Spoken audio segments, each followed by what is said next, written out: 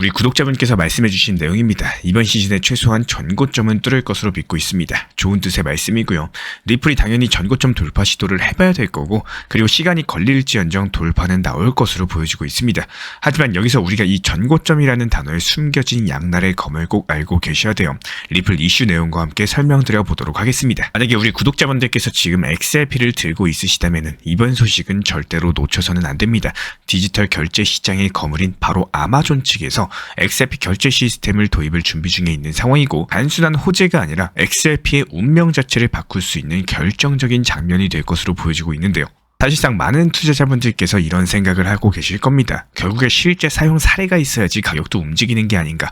맞습니다. 수년 동안 XRP를 홀딩해온 투자자분들께서 가장 목말라하는 것들이 바로 이런 실제 사용처인데요. 그리고 지금 그런 기다림들이 결실을 맺을 수 있는 시점이 도래를 했고, 전세계 최대 온라인 유통기업 아마존과의 파트너십, 그리고 단순한 뉴스가 아니라 XRP 리플 생태계의 구조를 뒤흔들 수 있는 변화로서 보여지고 있는데요. 현재 시점 확인된 정보에 따르면은 아마존 측에서 리플렛 기반의 결제 시스템을 자사 생태계에 통합하는 방안을 내부적으로 추진 중에 있는 상황이고요.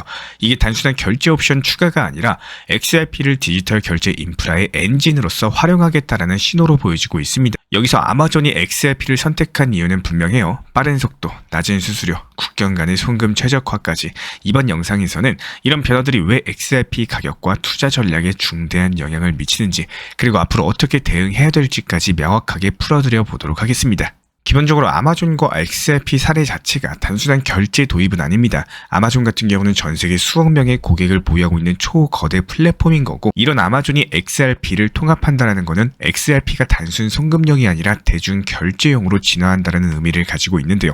결제 속도, 수수료 측면에서 리플 XRP가 전통 신용카드보다 훨씬 더 효율적이라는 거고, 특히 국경 간의 거래에서는 그 차이 자체가 극명하게 나타날 수밖에 없습니다.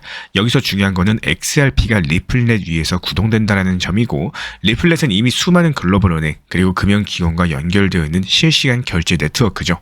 즉, 지금부터 XRP는 단순한 코인이 아니라 금융 인프라의 일부로서 진입을 하고 있다는 신호탄으로 보여지고 있어요. 아마존이 XRP 결제를 도입하면 과연 어떤 변화가 생길까요? 첫 번째로 거래량 폭증입니다.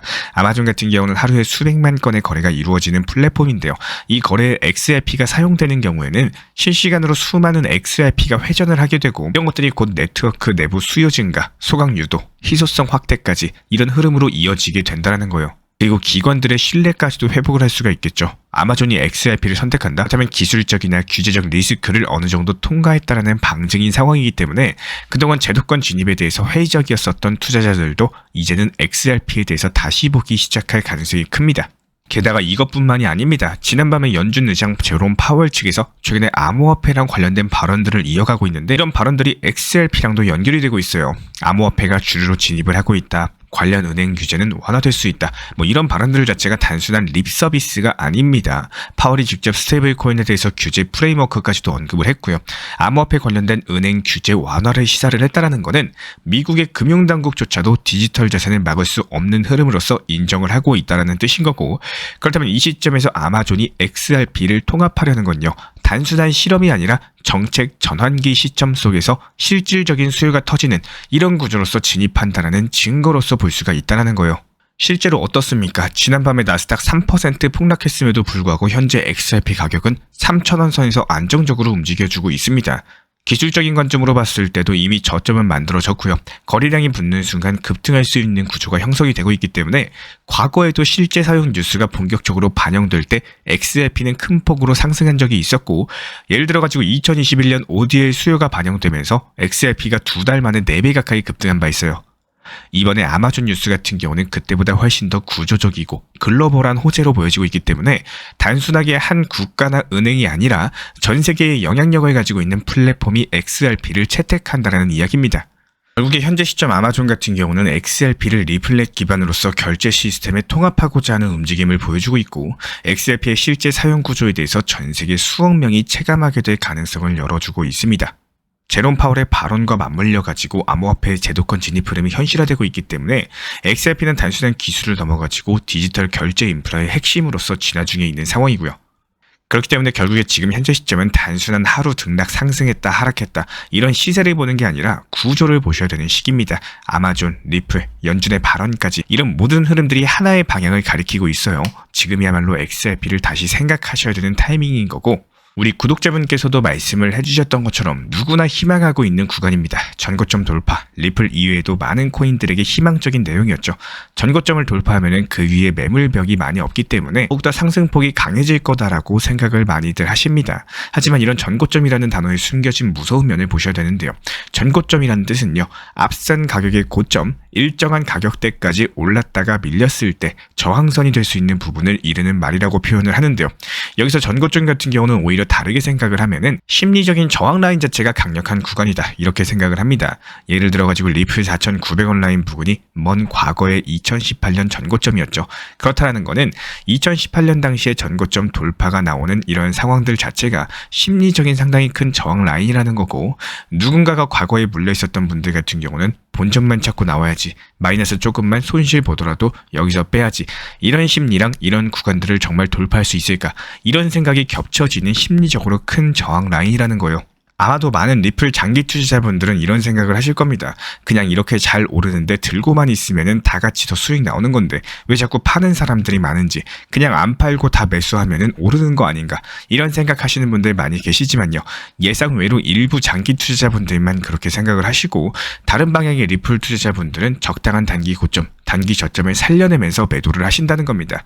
쉽게 말해가지고 결국에 매도하는 사람들이 많이 계시기 때문에 가격은 하락을 하고요. 누군가는 적당선에서 익절하고 내 걸로 챙기고 또 2,000원대 내려오면은 재매수하고, 이런 것들을 활용하고 있는 사람들이 많다라는 거예요.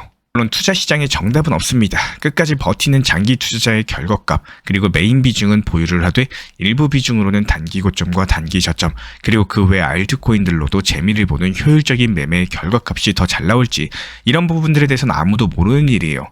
비트코인도 비슷합니다. 10만 달러라는 역사적인 수치를 돌파는 했지만 결국에 하락으로 이어진 내용들 자체가 트럼프의 관세 전쟁에 대한 문제도 있었겠지만요.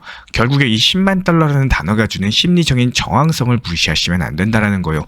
실제 투자를 잘하시는 분들의 성향을 보면요, 이런 심리적인 저항 라인들, 10만 달러, 리플 4,900원 전고점 돌파 시도, 이런 상황에서 더 올라갈 거라는 생각보다는 저항 라인 구간에서 내려올 확률, 그리고 얼마까지 내려올지에 대한 판단을 하고 적당한 비중은 익절을 하신다는 겁니다.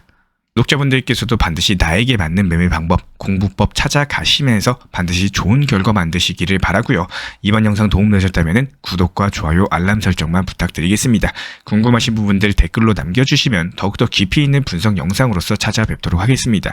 저희 채널 차원에서도 리플 커뮤니티 운영 중에 있기 때문에 입장 원하시는 분들은 현재 보이시는 번호로서 문자 신청 주시면 입장 도움 드리도록 하겠습니다. 요즘에 코인 시장은 너무 들쭉날쭉해가지고 언제 들어가야 될지 도무지 감이 안 잡힌다라고 말씀하시는 분들이 많이 계시는데요.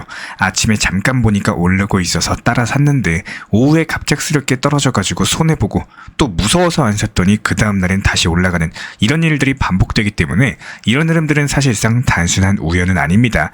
매일매일 시장을 보면은 반복되는 시간대가 있고요. 반복되는 패턴이 있고, 이런 것들을 먼저 아는 사람들은 조용히 들어갔다가 반대 갈 때 미리 나오는 전략을 취하셔야 되는 거고요.